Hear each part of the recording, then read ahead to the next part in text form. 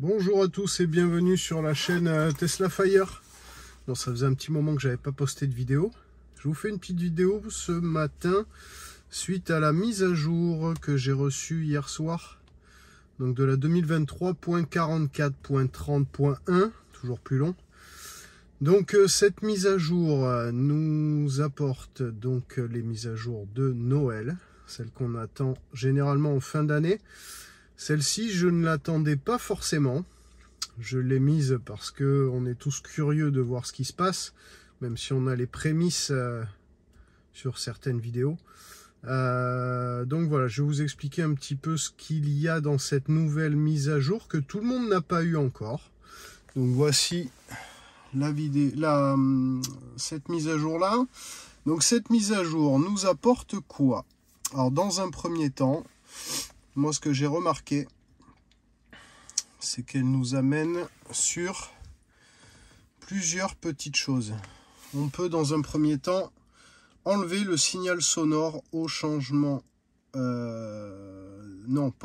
avertisseur de stationnement. Ici on peut l'enlever. Pourquoi?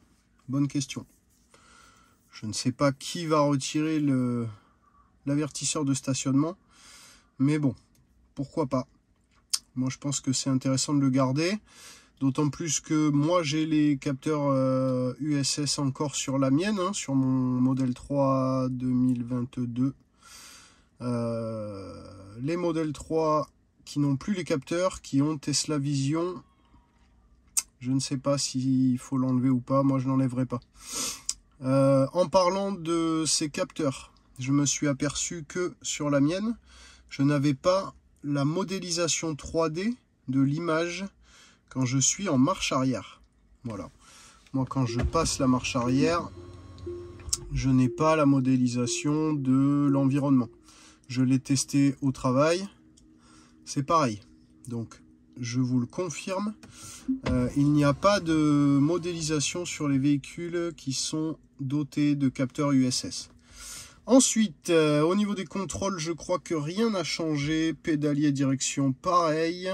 Ah non, on n'a toujours pas le mode plaid. Non, je rigole.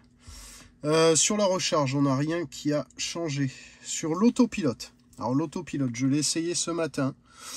L'autopilote, il faut savoir que... voilà, c'est écrit là. Si l'autopilote se désengage 5 fois à cause d'une utilisation impropre, l'assistance au maintien de cap cessera de fonctionner. Cela ne s'est pas encore produit sur ce véhicule. Alors c'est cool, je n'ai pas été puni, merci Elon. Mais par contre, effectivement, quand on active l'autopilote, désormais, on a un petit rappel sonore qui nous dit de bien garder les deux mains sur le volant. Si vous n'êtes pas sage, vous serez puni. Je trouve ça un petit peu intrusif. Pour la sécurité, je valide. Il y a peut-être eu des abus. Sachez quand même que si l'autopilote est désactivé, il est désactivé pendant une semaine. Bon, intrusif ou pas, je vous laisse réagir dans les commentaires. Je pense qu'il n'y a pas de modification ici. Sur le verrouillage, il n'y a pas de modif non plus. Sur l'affichage, non plus. Les trajets, non plus. Tiens, les trajets, on va faire un petit point. Hop là, on va faire un petit point sur les trajets. La dernière vidéo que j'avais faite, je crois, elle avait 60 000 km. Là, actuellement, elle en a 73 587. Pour une conso moyenne de 138 Wh au kilomètre. Donc ça n'a pas bougé. Moi, ça me va. Je trouve ça plutôt correct. Vous verrez dans une prochaine vidéo que j'ai pu faire en la compagnie de la chaîne EV. Nous avons testé plusieurs modèles 3. Je vous en dis pas plus. Je vous mettrai le lien sur ma chaîne. C'était plutôt intéressant. Il y avait 3 modèles 3 différentes et une modèle 3 qui vient de sortir il n'y a pas longtemps. Petit indice. Sur la navigation, rien de particulier. Sur la navigation, il n'y a pas en France la détection des radars, comme on a pu le voir sur la présentation. D'après Tesla Geek, c'est disponible en Belgique pour l'instant. Nous, on ne l'a pas, donc ne cherchez pas via la mise à jour. Vous n'aurez pas le style Google Maps Waze, puisque nous n'avons pas la détection de radar en France.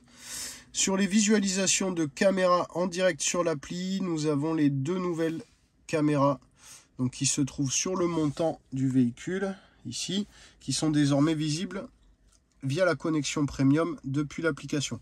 On a donc 2 caméras de plus pour visualiser tout ce qu'il y a autour de la voiture. Ensuite, les petites nouveautés au niveau de la toy box et de la boombox. Donc nous avons le son au verrouillage qui nous propose plusieurs sons de verrouillage. Donc moi en l'occurrence j'ai mis le petit canard, je trouve ça rigolo. Il y en a plein d'autres. Je vous laisse le soin de les essayer quand vous aurez cette petite mise à jour. Le son au klaxon, on peut le modifier uniquement à l'arrêt, mais il viendra en surplus du klaxon existant. Pas comme aux États-Unis, on met un coup de klaxon, c'est le klaxon légal en France, suivi de celui que vous avez choisi. Donc là, il n'y a rien qui change.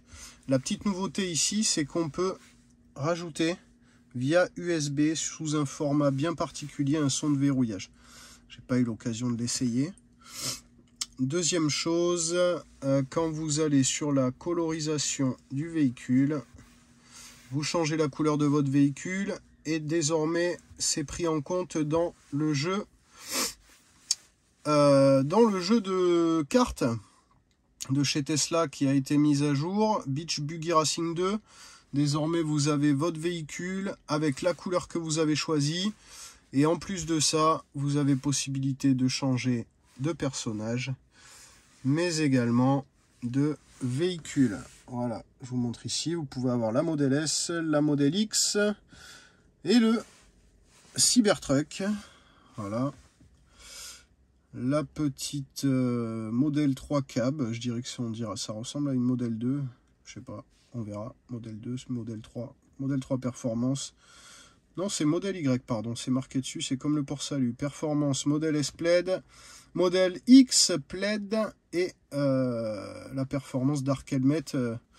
Voilà, donc ça c'est les petites nouveautés au niveau du jeu. Vous avez un jeu ici qui a été ajouté qui nécessite une manette. Voilà tout ce qu'on pouvait dire sur cette mise à jour. On va revenir ici pour voir en détail la note de la mise à jour. Donc vous avez, si j'ai oublié, Apple Podcast, mise à jour de Tesla Arcade, on l'a vu, personnalisation du son, verrouillage, on l'a vu, planificateur d'itinéraire sur l'application mobile.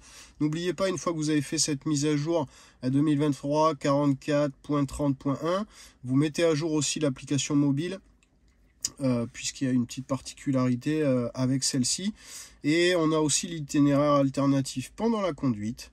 Ajout de caméra pour la visualisation en direct, ça je l'ai dit. Caméra automatique d'angle mort. En fait, quand vous mettez votre clignotant, désormais il y a un petit bandeau rouge qui se met ici si vous avez un véhicule qui s'y trouve. Donc ça c'est pas mal. Le jeu de lumière, je l'ai testé ce matin. Oui, bon, rien de foufou. Et donc la suspension de l'autopilote, ça c'est génial. Vous serez tous punis pendant une semaine si vous faites n'importe quoi. Voilà.